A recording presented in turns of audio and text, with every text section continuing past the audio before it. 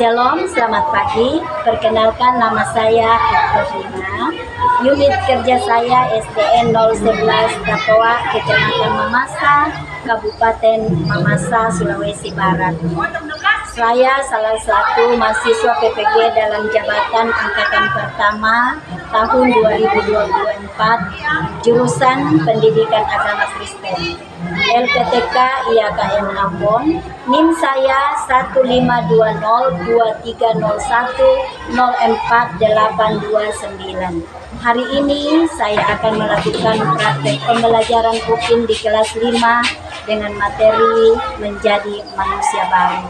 Mohon masukan dan sarannya untuk perbaikan pelaksanaan tugas pembelajaran saya selanjutnya. Terima kasih, selamat pagi. Selamat pagi. Siap. Selamat pagi, guru. Siap belajar. Kita belajar beberapa ayat sama berdoa. Kita berdoa.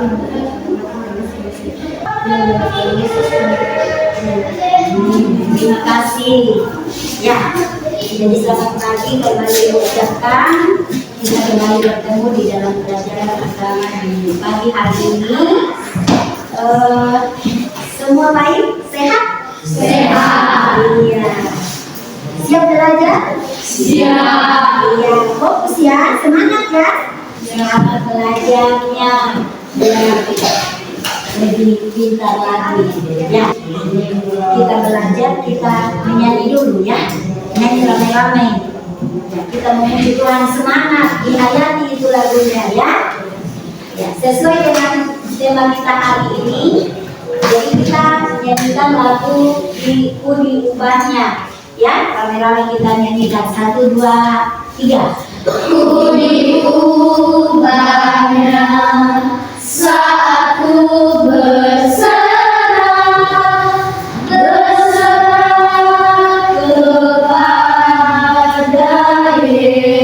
Yesus. Udi ubahnya hingga jadi baru dan menjadi miliknya. Iya. Jadi setelah kita berdoa, kita bernyanyi memuji Tuhan sebelum memulai memulai pelajaran kita hari ini. Semua hadir? Hadir. Ya, puji Tuhan kalau semua sehat, bisa hadir semua dengan semangat ya. Sebelum kita belajar, ayo ice breaking dulu. Coba berikan dulu. Ya, biar kita lebih fokus dalam belajar kita. Ya. Jadi kalau kita katakan maju, nanti satu kali.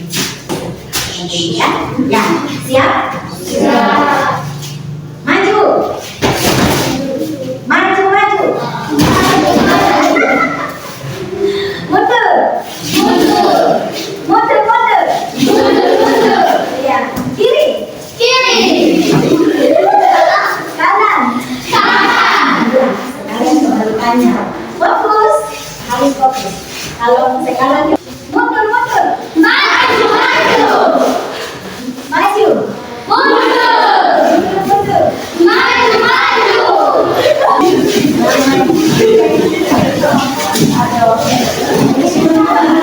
Hari ini kita akan belajar. Ibu perkenalkan materi kita hari ini, yaitu menjadi manusia baru. Ya. Nah, capaian pembelajaran yang ingin kita capai yaitu memahami Allah, membaharui hidup manusia dan mempraktekkan sikap hidup manusia baru. Itu capaian pembelajaran yang akan kita capai sebentar setelah kita melakukan pembelajaran. Sekarang profil pelajar Pancasila. Tahu kan Belajar Pancasila. Ya siap semua ya. 1, 2, mulai. Belajar Pancasila, beriman dan bertakwa pada Tuhan, kreatif dan bernalar kritis. Iya, sudah tahu semua. Setelah itu, jadi ada tujuan pembelajaran yang ingin kita capai. Ya, tujuan pembelajaran kita hari ini yaitu pertama bisa dibaca. Ayo baca Ragam. 1, 2, mulai. Menuliskan pengertian manusia baru, Ya, yang kedua, mendaftarkan perbedaan manusia dahulu dan manusia lama. ya. Ketiga, Membuat karya kreatif dengan judul Aku Mau Berubah. iya. Itulah tujuan pembelajaran kita hari ini. Nah, sekarang jadi sebentar kriteria ketercapaian tujuan pembelajaran kita. Jadi diharapkan apa ini? Coba baca lagi. 1, 2, mulai. Siswa mampu menjelaskan pengertian manusia baru. Kemudian Siswa mampu mendaftarkan perbedaan manusia lama dan manusia baru. kemudian terakhir Siswa mampu membuat karya kreatif dengan judul Aku Mau Berubah. itu tadi sejalan dengan tujuan pembelajaran kita. Bagaimana kita mengerti apa itu manusia, kalian bisa mengerti apa itu manusia baru. Kemudian sebentar setelah kita mengikuti pelajaran ini, kalian bisa memahami dan melihat perbedaan manusia baru dengan manusia lama dan membuat karya kreatif yang bertemakan atau berjudul Aku Mau Berubah. Ya. Nah, sekarang kita lanjut pada metode yang kita pakai yaitu ceramah. Seperti sekarang kita ini diskusi sebentar kita akan membagi kelompok dalam beberapa kelompok untuk mendiskusikan ya lemparan kerja peserta didik atau tugas kalian yang ibu akan bagikan sebentar ya per kelompok dan didiskusikan bersama. Itu maksudnya. Nah, kemudian apa manfaat yang kalian bisa dapat setelah belajar materi tentang menjadi manusia baru itu, yaitu kalian termotivasi untuk terus mengembangkan diri menjadi pribadi yang lebih baik. Kemudian tujuannya kalian memahami pentingnya berperilaku baik dan bertanggung jawab dalam kehidupan kita sehari-hari, menjadi mewujudkan tindakan manusia yang baru. Ibu mau bertanya dulu, apakah kira-kira siapa yang bisa menjawab? Angkat tangannya yang bisa menjawab ya. Pertanyaan ibu, kira-kira menurut kalian apa itu manusia lama? Manusia lama adalah manusia yang masih bergumul dalam dosa. Apa itu manusia lama? Manusia yang masih berkumpul dalam dosa. Dia masih jahat, dia masih nakal. Kalau manusia baru, coba. Manusia yang sudah meninggal. Iya, manusia yang sudah hidup sesuai dengan kehendak Tuhan. Iya, manusia yang sudah meninggalkan dosa dalam hidupnya. Jadi kalian sudah paham apa itu manusia baru dan manusia lama. Iya, artinya kalian sudah ada pemahaman bahwa manusia lama itu adalah manusia yang masih hidup di dalam dosa, ya. Nah, tadi lagu kita tadi itu ku ibu 1, 2, 3. Ku diubahnya saat ku bersama.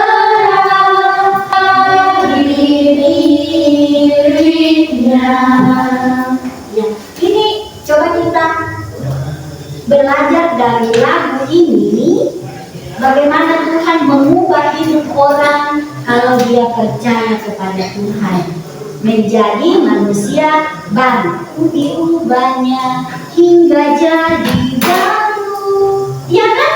Jadi tadinya kita masih hidup dalam dosa, dalam perbuatan-perbuatan yang tidak baik. Setelah Tuhan mengubahkan hidup kita, kita akan berubah menjadi lebih baik. Iya, itu maksudnya.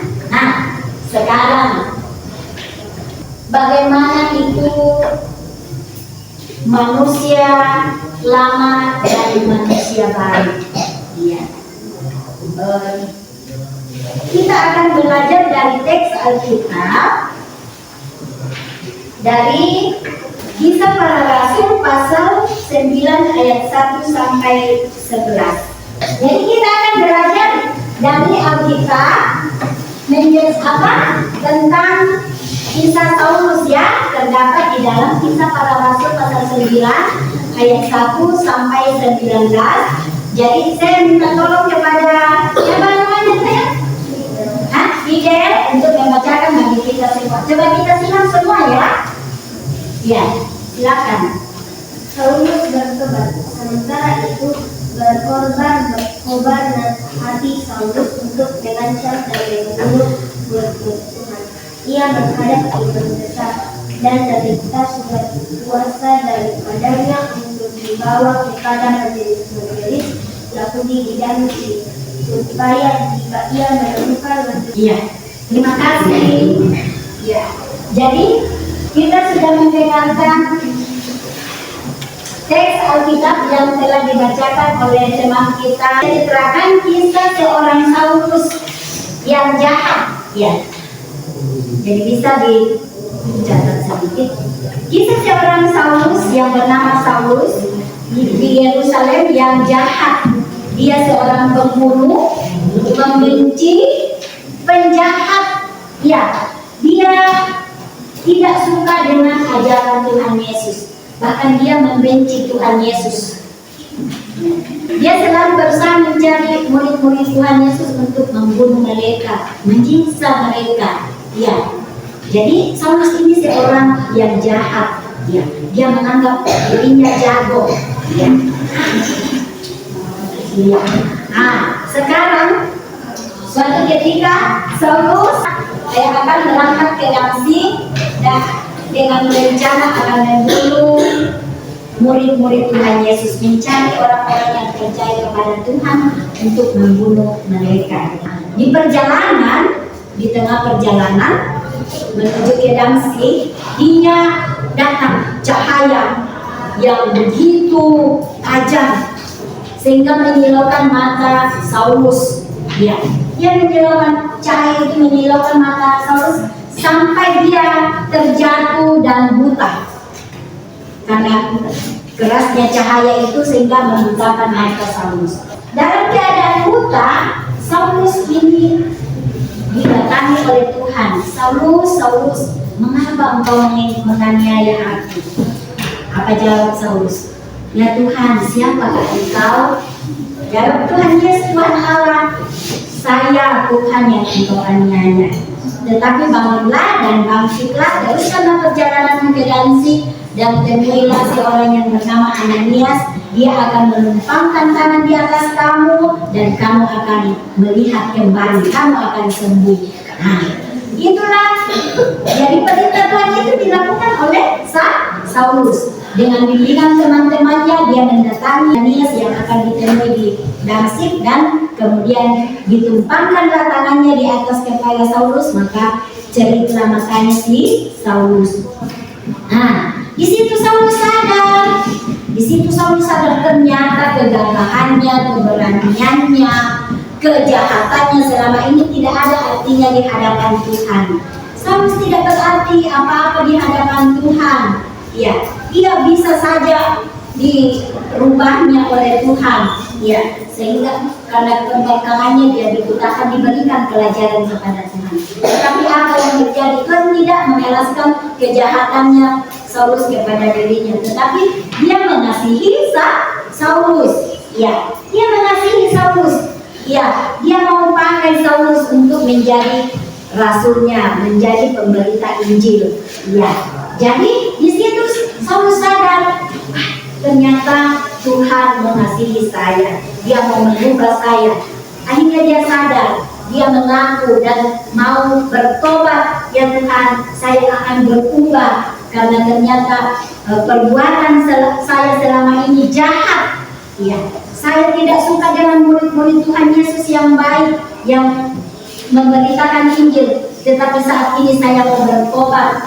Ya, Tuhan mengasihi dia, dia mengubahkan hatinya. Tuhan bekerja dalam diri Saulus dan mengubahkan hatinya, menyadarkan dirinya untuk kembali menjadi orang yang baik.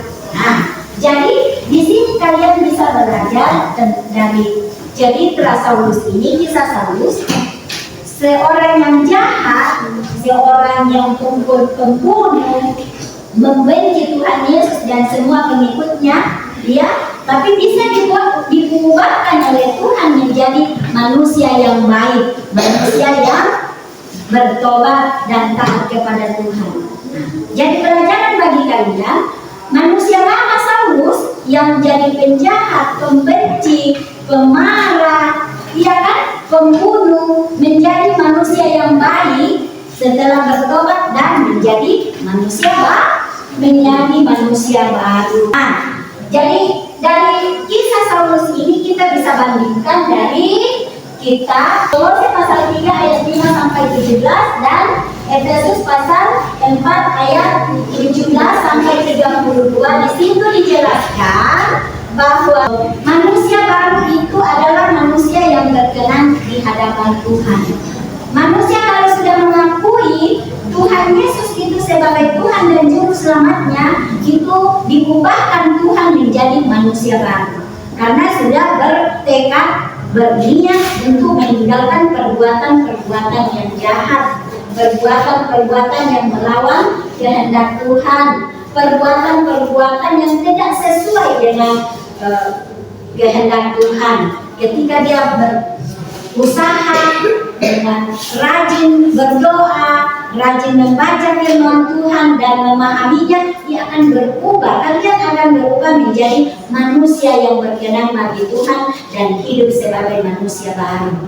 Ya, manusia baru di hadapan Tuhan. Jadi sudah paham tentang kisah Saulus kan? Yang tadinya seorang yang jahat menjadi seorang yang taat kepada Tuhan. Iya, seorang yang suka berbuat jahat kepada murid-murid Tuhan Yesus, dia berubah menjadi pemberita Injil. Iya. Selanjutnya itu tadi dari Efesus pasal 4 ayat 17 sampai 32 itu menceritakan bagaimana sikap seorang yang sudah percaya kepada Yesus Kristus itu menjadi manusia yang berkenan kepadanya. Sudah tahu apa itu manusia baru tadi? Hah? Apa tadi manusia baru? Iya, manusia baru adalah manusia yang mengakui bahwa Yesus Kristus itu adalah Tuhan dan Juru Selamatnya, dan perbuatannya, sikapnya menunjukkan sikap yang berkenan kepada Tuhan. Ya, contohnya misalnya kalian saat kalian masih hidup dalam manusia baru, masih malas, tidak disiplin. Iya, suka bohong. Kemudian masih malas membaca firman Tuhan. Tadi hanya game saja di pikirannya. Tetapi setelah kalian diubahkan oleh Tuhan untuk menjadi manusia baru itu, kalian yang tadinya hanya main game, rajin sekarang sudah rajin membaca firman Tuhan, rajin ke sekolah minggu, rajin berdoa, iya kan? Nah, tadinya kalian sudah biasa bohong, dulu suka bohong sama orang tua, sama temannya, sudah sekarang berubah menjadi orang yang jujur setelah diubahkan hatinya oleh Tuhan. Kemudian tadinya tidak disiplin, malas datang sekolah, menjadi rajin datang ke sekolah, disiplin, tepat waktu datang sekolah. Itulah sikap manusia manusia baru. Setelah Ibu menjelaskan semuanya, Ibu akan membagikan dan bekerja sesuai kelompok. Saya akan kembali menjelaskan sedikit tentang manusia baru, ya. Manusia baru, Ibu ulangi, manusia baru adalah seseorang yang telah menerima Yesus Kristus sebagai Tuhan dan Juru Selamatnya. Ya, kemudian hidupnya diubahkan sesuai dengan firman Tuhan yang terdapat di dalam Efesus pasal 3 ayat 5 sampai 7 dan Kolose pasal 3 ayat 5 sampai 7 dan Efesus pasal 4 ayat 17 sampai 32. Iya. Jadi manusia baru berarti meninggalkan dosa. Iya kan? Manusia baru berarti manusia itu sudah meninggalkan dosa dan kebiasaan-kebiasaan lama serta hidup dalam kebenaran dan kasih Kristus. Bagaimana kita bisa menerapkan manusia baru di dalam kehidupan kita? Ya, kita harus membuka hati kita menerima perubahan yang dilakukan oleh Tuhan, ya. Ya, kalian perlu siap untuk berubah. Setelah menjadi manusia baru kita terbuka. Kita membuka hati kita menerima pengampunan dari Tuhan. Ya, kita tahu siapa di antara sini, di antara kita yang tidak berdosa. Hah? Semua berdosa kan? Iya, semua berdosa. Jadi setelah kita dijamah oleh Tuhan, diubahkan oleh Tuhan, berarti kita sudah menerima pengampunan karena semua manusia itu berdosa dan membutuhkan pengampunan dari Tuhan. Demikian juga kita harus saling mengampuni antara sesama. Kalau Tuhan sudah mengampuni dosa kita, kita juga harus mengampuni sesama. Perbedaan manusia lama dan manusia baru. Manusia lama itu adalah manusia yang hidup di dalam dosa, penuh keegoisan, penuh kemarahan, kebodohan, perbuatan yang bertentangan dengan firman Tuhan. Sementara manusia baru adalah manusia yang hidup di dalam kasih, sabar, jujur, mengampuni, dan melakukan hal-hal yang menyenangkan bagi Tuhan, juga menyenangkan bagi sesama. Ibu akan membagikan tugas kelompok dan kalian akan diskusikan, ya. Kalian akan diskusikan bersama. Ya, ini. Ya, baca baik-baik, diskusikan bersama teman.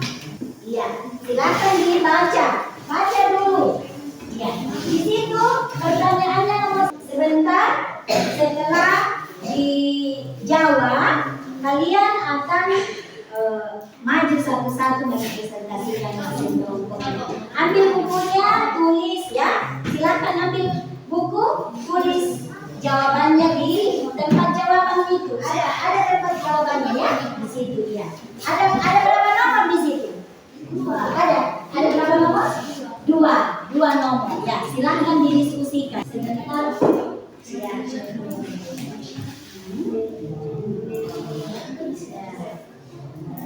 Ada yang baca, ada yang menulis supaya gampang, ya.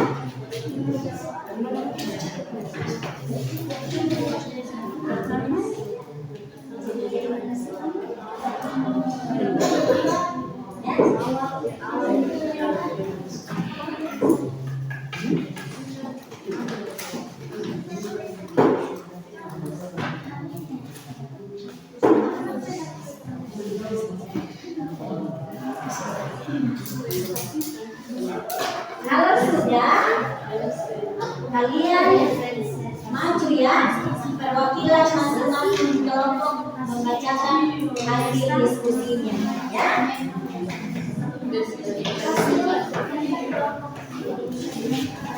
Kalau sudah selesai, coba perwakilan setiap kelompok maju membacakan hasil diskusinya. Kelompok kaki dulu. Ya, kelompok kaki dulu. Silakan. Iya. Iya. Coba semua tenang. Coba semua tenang dengarkan hasil dari kelompok 1. Ya, ya silakan. Keras ya, keras baca. Kami dari kelompok 1 akan menginformasikan hasil PPT. Ya. Pelajaran apa yang kalian dapatkan dari Ibnu Saud dalam kitab para aku 9? Pertobatan adalah proses pertobatan bukan sekedar pengakuan dosa, tetapi juga perubahan secara keseluruhan. Iya. Saud tidak hanya berhenti melayani jemaat, namun dia juga menjadi salah satu batu terbesar dalam sejarah gereja. Terima kasih. Beri aplaus untuk sahabatnya dulu semua. Mereka punya pendapat seperti ini. Coba dengar. Ya. Pertobatan adalah proses. Ya. Jadi pertobatan itu merupakan satu proses yang panjang. Tidak segampang itu orang bertobat. Ya. Jadi pertobatan bukan hanya sekedar pengakuan dosa, tetapi juga perubahan sikap hidup. Iya. Ya. Terima kasih. Terus kalau kedua, Ibu akan kumpul dan Ibu akan bernilai secara kelompok. Kami dari kelompok 2 ingin mempresentasikan hasil dari kelompok kami. Iya. Pelajaran apa yang kalian dapatkan dari kisah? Iya. Terima kasih. Silakan beri aplaus untuk kelompok. Setelah mengerjakan hasil kelompok, Ibu akan melakukan penilaian secara pribadi. Masing-masing silang baca silang yang benar ya. Silang yang benar, kemudian kumpulkan, tulis nama ya. Nama kelas saja di sini. Tulis namanya, kelasnya. Semua baca baik-baik silang ya, silakan. Ibu kasih waktu 5 menit. Setelah kalian bekerja secara kelompok, mendiskusikan kebenaran kerja tadi, kalian Ibu mau ambil nilai kalian secara pribadi, ya. Ibu akan ambil nilai secara pribadi kalian.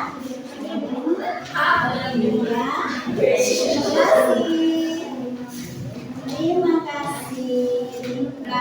Sekarang kita masuk pada karya kreatif. Karya kreatif ini dengan tugas masing-masing kelompok untuk membuat karya berupa apakah itu doa atau puisi atau karangan. Ya, nanti sebentar kalian baca di depan teman-teman kalian. Ya, kita akan membacakan karya kreatifnya. Doa. Ya Allah, Tuhan yang Maha Pengasih dan Maha Penyayang, bimbinglah aku untuk menjadi manusia baru. Jauhkan aku dari sifat buruk dan dosa. Anugerahkanlah aku hati yang bersih dan pikiran yang jernih, agar aku bisa menjadi anak yang berguna bagi orang tua, agama, dan negara. Amin. Terima kasih. Terima kasih buat kalian semua yang telah berkarya ya. Iya. Sekarang karena kita sudah mendiskusikan tadi, kalian sudah mempresentasikan hasil kelompoknya, sudah menjawab pertanyaan sebagai penilaian Ibu bagi kalian secara individu, dan kalian juga sudah menyelesaikan karya kreatif kalian masing-masing. Nah, sekarang kita akan merampungkan pembelajaran kita. Ya, semua baca rangkuman kita hari ini. Semua 1, 2 mulai. Setiap orang Kristen haruslah hidup menurut sifat dan karakter manusia baru, serta meninggalkan sifat dan karakter manusia lama.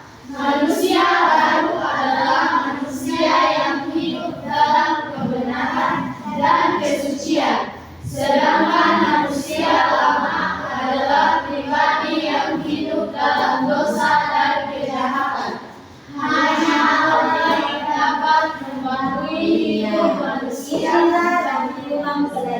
kita hari ini.